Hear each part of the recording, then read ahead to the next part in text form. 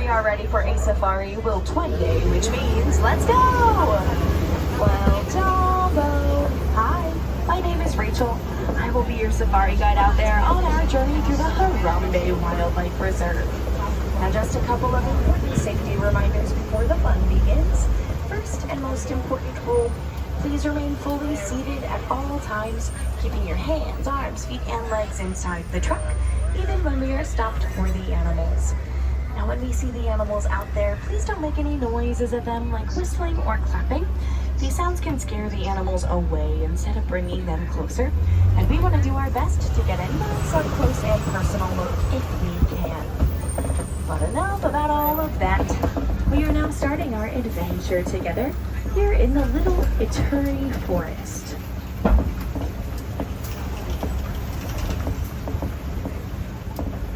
So right off the bat, on the right-hand side, kind of up in the far back corner, there is an okapi. You might think that the okapi is related to the zebra, since they do have their black and white party pants on. But okapis are actually the only known relatives of the giraffe.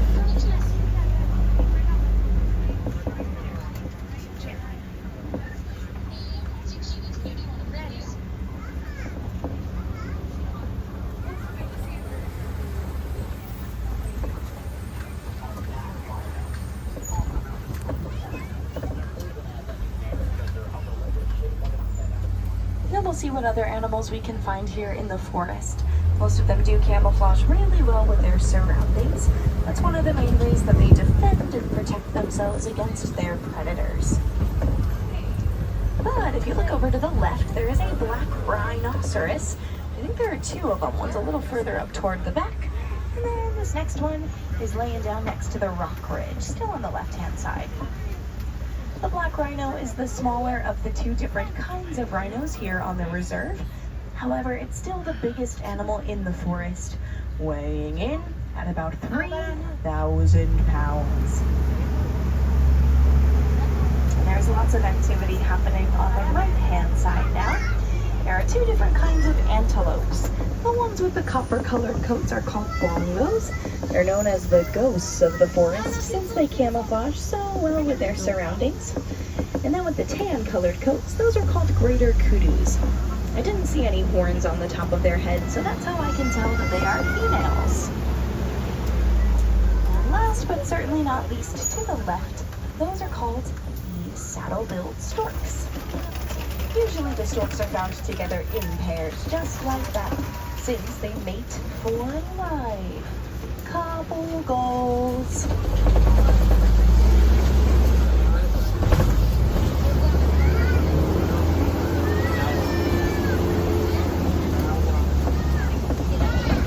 So we are now heading into the Safi River. Some of the animals here at the Safi like to play hide and seek with us in the water, so we might have to look for a little pair of ears or a nose sticking up. In the meantime though, if you notice any grayish looking birds to the right, those are called pink-backed pelicans. Despite their smaller size, they still have a pretty large wingspan of roughly 8 to 9 feet wide. But now to the left, there's a group of Nile hippopotamuses in the water. Hippos usually spend the majority of their day in the water, only really leaving to go and find a new food source. Food is definitely the #1 priority for those hippos. They can even search about 6 miles to find a good food source. Once they've found one though, hippos can consume up to 100 pounds of food in just a single evening.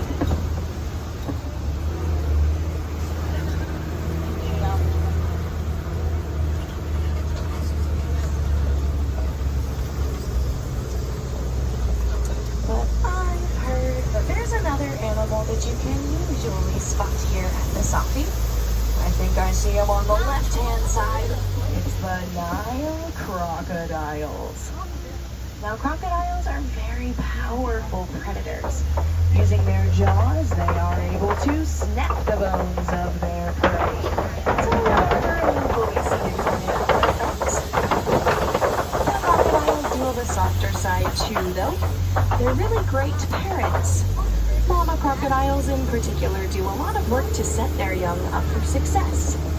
One example of this is that if the babies are having a hard time hatching, mama crocodiles will rattle the eggs around in her jaw to help the babies out and to make the hatching process easier for them.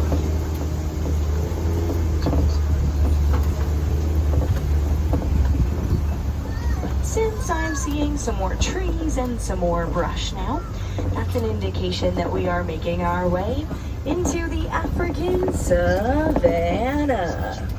And speaking of trees, to the right, that's called a baobab tree. Baobab trees play a key part of the ecosystem since they can store thousands of gallons of water inside their trunks for about 9 months out of the year. So because the animals rely on this tree as a water source, that's why baobab trees are nicknamed the tree of life.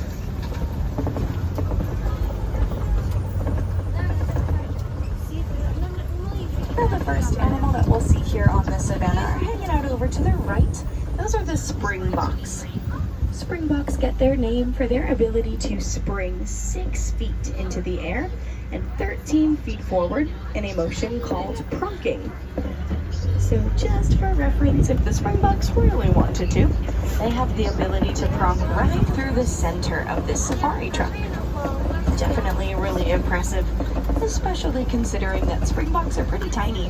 They only grow to be about 2 feet tall.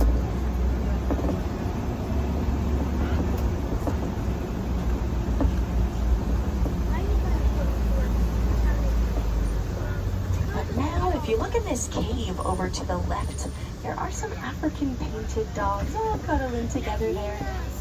We might get a slightly better view as soon as I'm able to scooch forward a little bit, make our way past these larger boulders.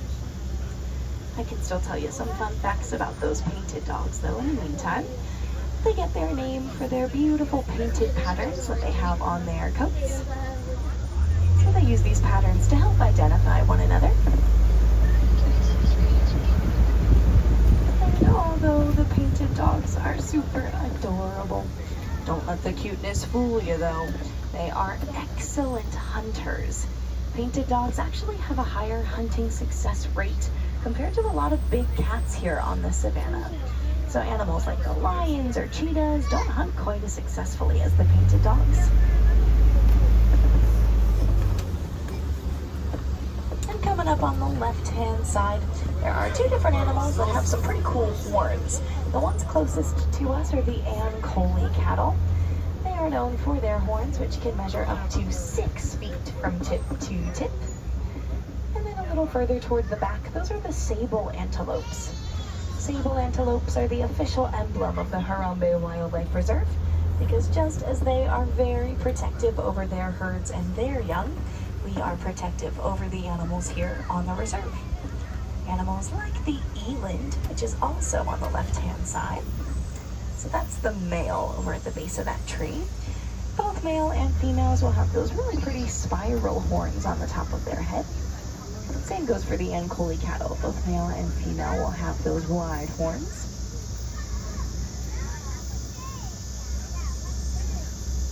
Now, the Ankole cattle's horns are not quite as heavy as you might think they'd be.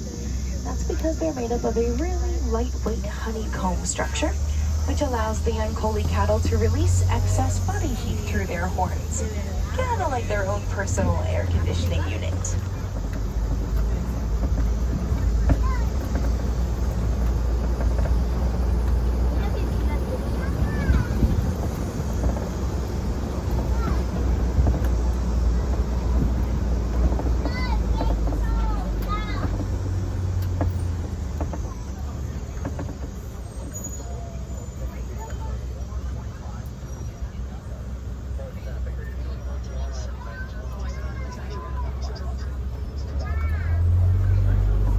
Slow rolling a little more than usual across the savanna, so that might mean that there's either an animal in the pathway or really close to it. So hopefully we'll get a good look at whichever animal has caused the holdup. In the meantime though, if you look to the right, there's a little herd of wildebeest laying down toward the tree line. Wildebeests are migratory animals They usually don't stay in one place for too long. When they migrate, though, they can do it in numbers of up to 1.5 million.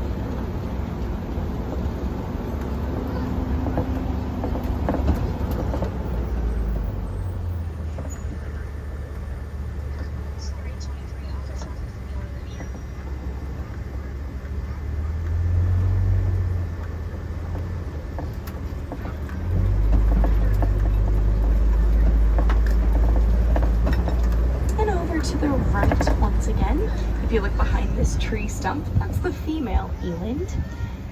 Elands are the #1 largest antelopes on the reserve. They measure about 6 feet tall at their shoulders. And from a standing position, elands can leap 8 feet into the air.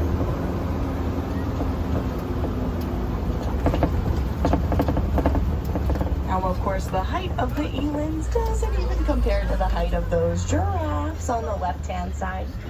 Giraffes are the tallest animals in the world. Once they're fully grown, they can measure up to 20 feet tall. And to put that into perspective a little bit, that's just a bit taller than these safari trucks. So I guess it's pretty fitting then that a group of giraffes is called a tower. Now we only call them a tower when they are standing completely still, like they were over to the left. So in contrast, when a group of giraffes is on the move, then we call them a journey.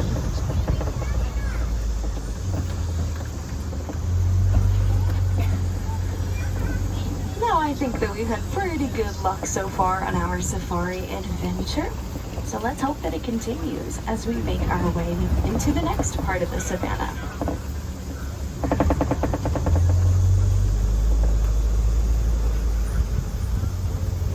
So if you look to the left, there is a mandrill. It's walking just past the cluster of trees there. Kind of a rare sight to see on the safari. Now there are some elephants over to the right as well, so decent views on either side. Now I'm going to talk about those mandrills. They're known for those red and blue colors on their noses, which actually get more vibrant the more excited they get. Mandrills also have little to-go containers or pouches in their mouths where they like to store food for later.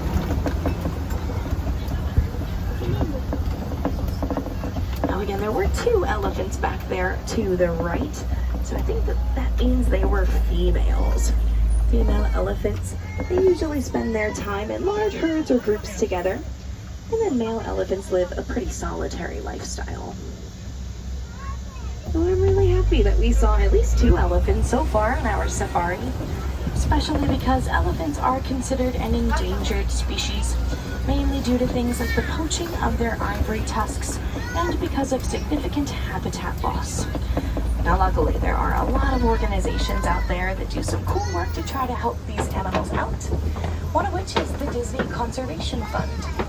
So my personal favorite conservation success story has to do with something called the Elephants and Bees Project. This came about because there was a big conflict occurring here in Africa between the elephants and the farmers. You see, elephants were wandering into the farmers' crops and therefore destroying them, which didn't make the farmers super happy, right?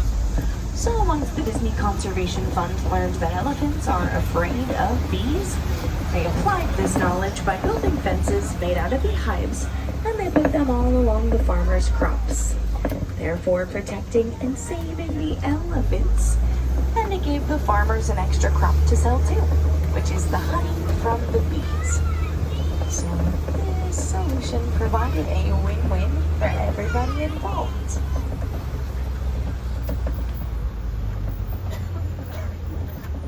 Now as we admire these elephants over to the left once again, you might see them gently flapping their ears back and forth a little bit. African elephants have prominent blood vessels behind their ears, which act as a cooling system. So by flapping their ears, they are able to lower their body temperature by 15 degrees. Wouldn't that be nice if we could do that on hot days too, right?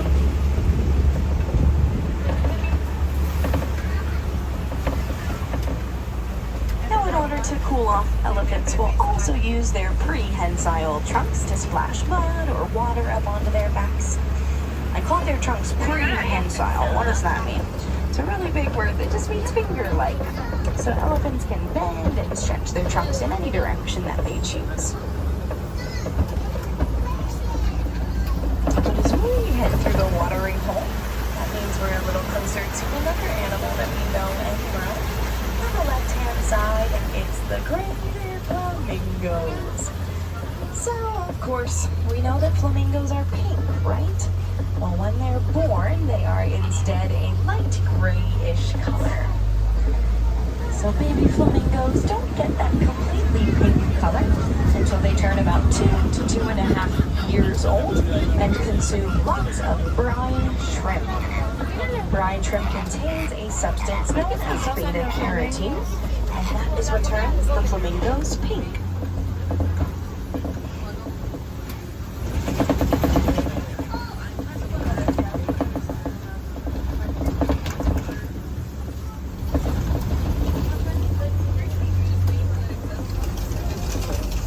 As we head into the eastern part of the savannah and keep our eyes peeled for some more animals, and hearing that story that I told you back there about the Disney Conservation Fund and the work that they did to help the elephants, if you'd like to contribute to some of this work, you could always make a donation to the fund at any merchandise location here in the park. But of course, donating is not the only way to help. Even just taking a safari and choosing to learn more about these animals was a really great first step. So we'll see which animal we can learn a bit more about next. The eastern part of the savannah is considered big cat territory.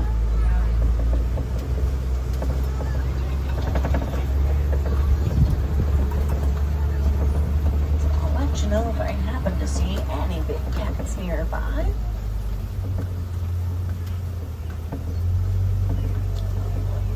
Nothing quite yet, but let's keep trucking along.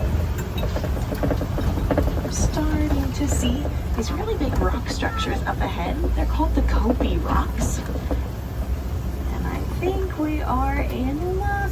So if you look to the left, all the way over at the very front edge of the rock structure, you might start to see the scruffy part of that male lion's mane. He's laying down completely flat. He is facing us though, so you can still see how handsome he is. Now friends, please remember to remain seated at all times for me. I need you all the way seated. Thank you so much. It's just for your safety. You know it stinks if you don't have a great view, but again, safety is the #1 priority on this safari. You can still see him as we make our way around the rocks to the left.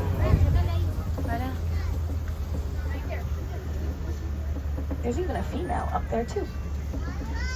So as you can tell, lions definitely like their sleep. They tend to take a cat nap for about 16 to 20 hours of their day. They make sure to conserve their energy for the nighttime, since that's when their eyesight gets 6 times better. So at night, that's when the female lions will head on out and do the hunting for the pride. And the males hang back and make sure that their pride is protected.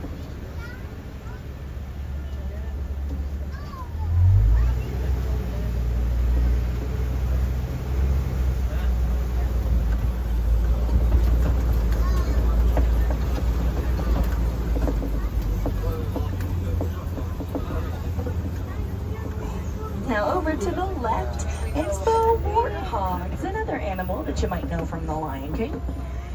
Warthogs are related to the domestic pig, main difference being that warthogs have 2 sets of tusks in their mouth, one on the top and one on the bottom. There's also an ostrich coming up on the left-hand side. The ostrich is the largest bird in the world. Now, although they can't fly, they can reach top speeds at roughly 40 miles per hour, which actually makes them the fastest animal on only 2 legs.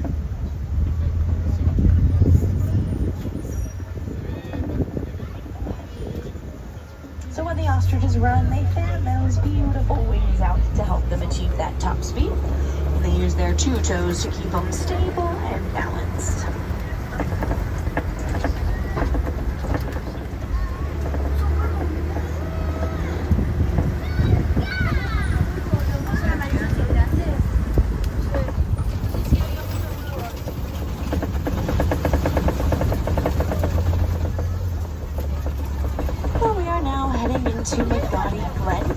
which is where our reserve warden hangs out from time to time. And the warden recently domesticated some Nigerian dwarf goats. So most of them are hanging out on the left-hand side in front of the hut, although some are on top of the warden's truck and even his roof. Now all of these goats are fully grown, that is as big as they will get. So although Nigerian dwarf goats are relatively small in size, they do still make a big contribution to the reserve, since they provide our reserve with milk and cheese. But with those sweet little goats, it does mean that our adventure together is coming to an end. However, there is still one more thing for you to explore, and that is how these animals made you feel. If they made you smile or laugh, or even if the animals and their facts made you gasp in amazement, then I invite you to head on home and share some of these experiences. Not only so you can relive this adventure over and over again, but that way you can help to spread awareness about some of the amazing animals we got to see. Now you might be thinking, I'm just one person though, so how do I make a difference? But I want to remind you, my friends, that one of the biggest threats to both these animals and to our beautiful planet here is the belief that someone else is going to save them. But with that being said, whether you choose to make a donation, have a conversation, or even just by showing these animals some appreciation, you truly do have the power to keep these animals here for many, many generations to come. Now here in Harambe, we don't like to say goodbye. We feel that goodbyes are far too sad and they are far too final. So instead, we prefer to say Kwaherini, because that means to go well. So Kwaherini, my friends, I so hope that you go well and go wild.